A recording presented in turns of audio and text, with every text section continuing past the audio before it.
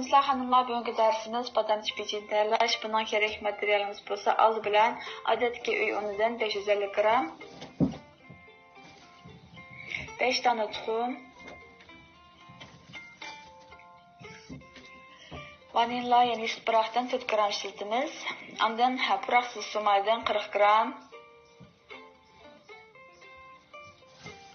bezeshga badamini mushkul holatda buni ayirasanlar bo'ladi va muvofiq miqdor ishlatamiz. Orqadan tangpin yani 10 shakardan 300 gram, ondan seriq may tuzi, seriq maydan 250 gram bor. Obro'tga chiqmay qopdi, shon buni deb ketdim. Oldi bilan birinchi qadamda bo'lsa biz qurbon javorimizga uy temperaturasida erigan 250 gram seriq mayni qochimizga silib olamiz. Orqadan 40 gram puraqsiz suv mayni qo'yamiz.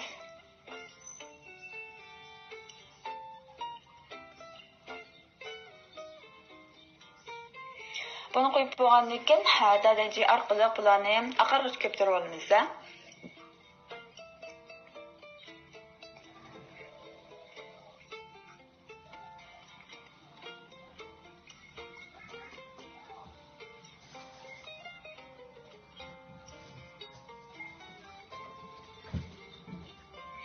Ana qizlar seriq may bilan sumay oqirib mushkul holat keladi va birikib. Endi buningga biz bu aralashmamizga tayyorlab olgan 300 gram tangpin yani 10 shakarni silib o'xshashlarni birikib ko'ptirib olamiz.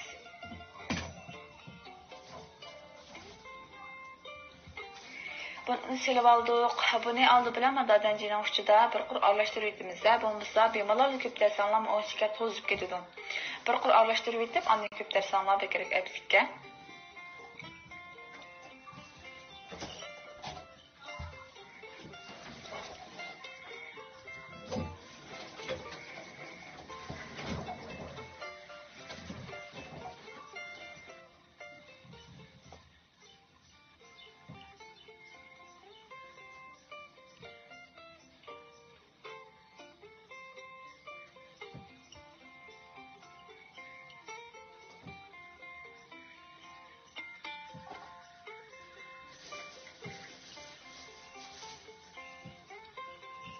Mana qizlar 10 shakarni ko'pib, mana mushkul holatda arish bo'ladi va bular aralashib tayyorlab bo'lgandan keyin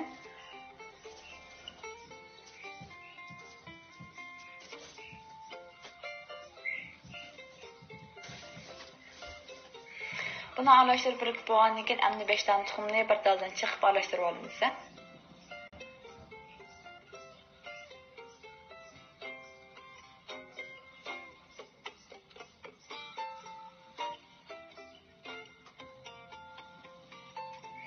Bunun hammasi biroq chiqatmaymiz. Avvalgidan chiqib, buni bir qurib ko'ptirib olgandan keyin oldin qolgan tuxumlarni chiqib aralashtirib ko'ptirib olsanglar bo'ladi.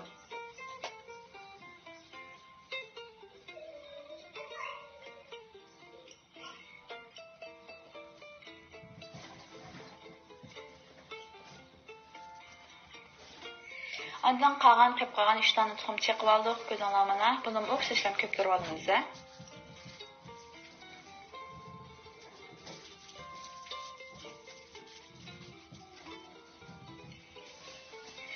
Aralashmamiz ko'pib mushkul holatga kirgandan keyin biz puraq vanilladan 4 gram atrofida silib olamiz. Buni silib olgandan keyin bir qur aralashtirib etamiz. Aralashtirib etdik. Endi uni kam holatda silib turib, bir qur aralashtirib olamiz.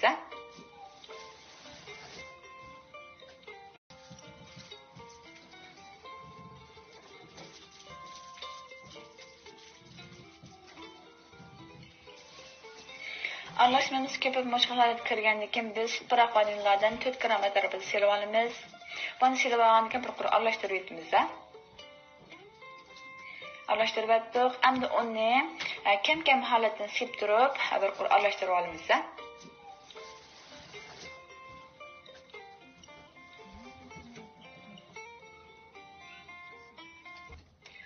Qizlar, uni yerimini ko'ptirib oldik. Ko'zinglar mushkul holatga keladi. Ana qolgan uni ham bir qur silib, o'xshash aralashtirib etamiz.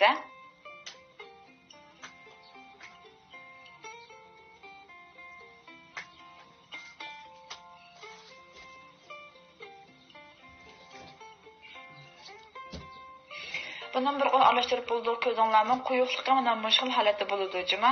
Xodiroqmish eris qatqatlarning qiyami bor, u shuning quyuqligi bilan o'xshash holatda chiqadi va buni tayyorlab bo'lgandan keyin bir qachimizga mushu gullan siqadigan xaltimiz bor, shuni silib olgandan keyin bu aralashmamizni mushuni ichiga silib olamiz.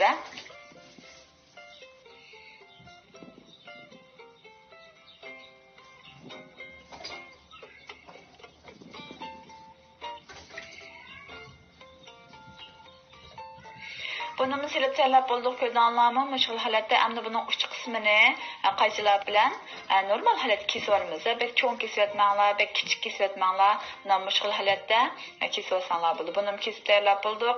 Endi biz duxovkamizga may sumich qog'oz silib buni siqib chiqaramiz. Onda qizlar buni tafsili ko'rsanglar bo'ldi. Shunchaki osondan siqish. Mana mushkul holatda buni ustiga qilib siqsanglar o'zi yeyildi. Yer bo'lgandan keyin uch qismini mana cho'giltib eliyotimiz. Buni eliyotdik. Mana ko'zinglarmi mushkul holatga chiqdi. Endi shu uchining cho'layotgan yeriga biz boyanqi tarvon badamdan buni patirib qo'yamiz. Ko'zinglarmi mana mushkul holatga chiqdi. Qog'larni qilish usulim o'xshash. Buni qayta bir qilib o'tdik. Mana mushkul holat inoqroq ko'rib, tafsir holatda o'zlashtirsanglar bo'ladi.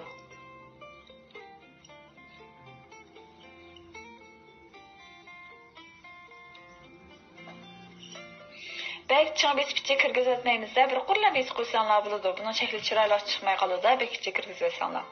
Mana qizlar buning hammasi mushkul holatda tayyorlab chiqamiz.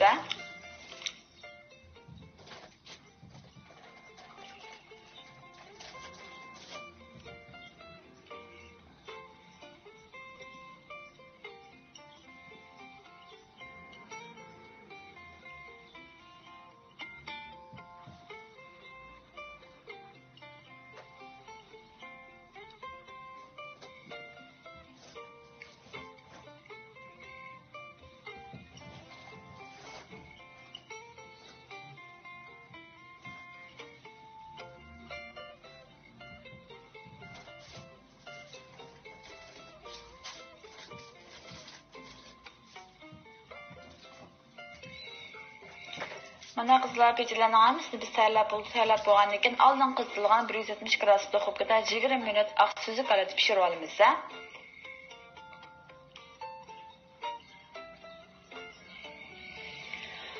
Badam pechlarni pishgan ahvoli mushkul holatga chiqdi. Ta'mlar shunchalik esil, hamma oilasini nabiqanlar bugungi darsimiz musharraf tamom.